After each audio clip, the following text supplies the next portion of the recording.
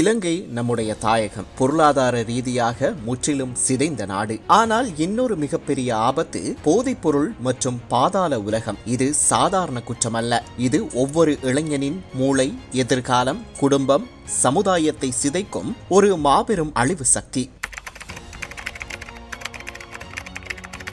ஒரு திவாலான நாடு, வங்கிக் கடன் அடைக்க முடியாத நாடு, எப்படி இவ்வளவு அளவிலான போதைப்பொருள் வியாபாரம் நாட்டின் உள்ளே நடந்தது? அரசியல் பாதுகாப்பு இல்லாமல் இத்தகைய பாதாள உலகம் வளர முடியாது. சில அரசியல்வாதிகள் தங்களது தனிப்பட்ட நன்மைக்காக இந்த கும்பல்களுக்கு அடைக்கலம் கொடுத்தனர். அதன் விளைவு இலங்கை இளைஞர்களின் ஆயிரக்கணக்கான வாழ்க்கைகள் அழிந்தன. இப்படியான அரசியல்வாதிகள் எவ்வளவு அதிகாரம் பெற்றவர்களாக இருந்தாலும் அவர்கள் இலங்கையின் எதிர்காலத்தை விற்றவர்கள். அவர்களுக்கு அதிகபட்ச தண்டனை வழங்கப்பட வேண்டும். சமீபத்தில் இந்தோனேஷியாவில் நடந்த கைது போதைப்பொருள் மற்றும் பாதாள உலகத்தை ஆட்டம் காண செய்த அதிரடி நடவடிக்கை. நூற்றுக்கணக்கான சந்தேக நபர்கள் கைது.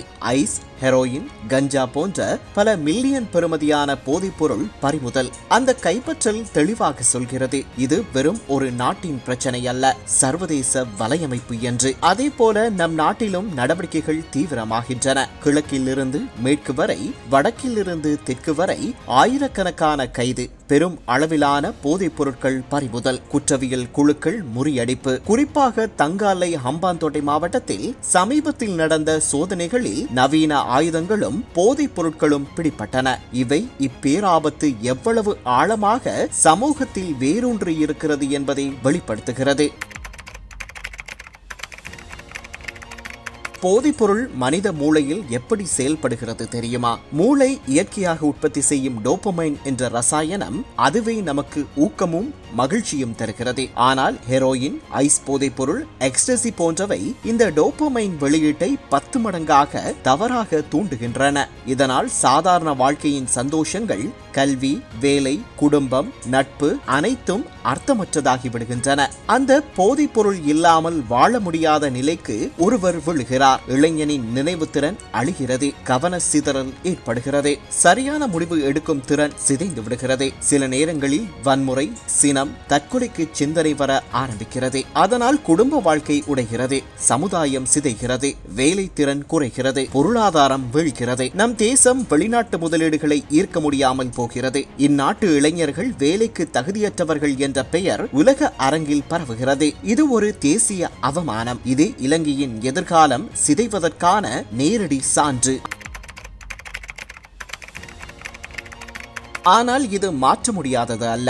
என்பிபி அரசாங்கம் பாதாள உலகத்துக்கும் போதைப்பொருள் வியாபாரத்துக்கும் எதிராக கடுமையான நடவடிக்கை எடுத்து வருகிறது. நாட்டின் பல பகுதிகளில் வலையமைப்புகள் முறியடிக்கப்பட்டன. ஆனால் இது அரசு மட்டும் செய்ய வேண்டிய போராட்டம் அல்ல. இது ஒவ்வொரு குடிமகனின் கடமை. பெற்றோர் குழந்தைகளை காப்பாற்ற வேண்டும். ஆசிரியர்கள் மாணவர்களை விழிப்புணர்ச்சி செய்ய வேண்டும். நண்பர்கள் நண்பர்களை இழுத்து வெளியே கொண்டு வர வேண்டும். இதுதான் உண்மையான தேசபக்தி, மனித நேயம் மற்றும் சமூக நலன் பாராட்டும் செயல். இலங்கை இன்றைக்கு திவாலான நாடாக இருக்கலாம். ஆனால் போதைப் பொருளில் இருந்து நம் இளைஞர்கள் காப்பாற்றினால் நாளைய தினம் இலங்கை மீண்டும் எழும். நாம் அனைவரும் நம் வீடு, நம் தெரு, நம் ஊர், நம் பள்ளி, நம் வேலையிடம் எங்கிருந்தாலும் போதைப் பொருளுக்கு எதிராக போராடுவோம். நம் பிள்ளைகள் சிந்தனை திறனில், அறிவாற்றலில், திறமையில் உலகை வெல்லட்டும். இலங்கை மீண்டும் வளமான நாடாகட்டும். இதுவே நம் தலைமுறையின் கடமை. இதுவே நம் தேசத்தின் மீட்சி பாதை.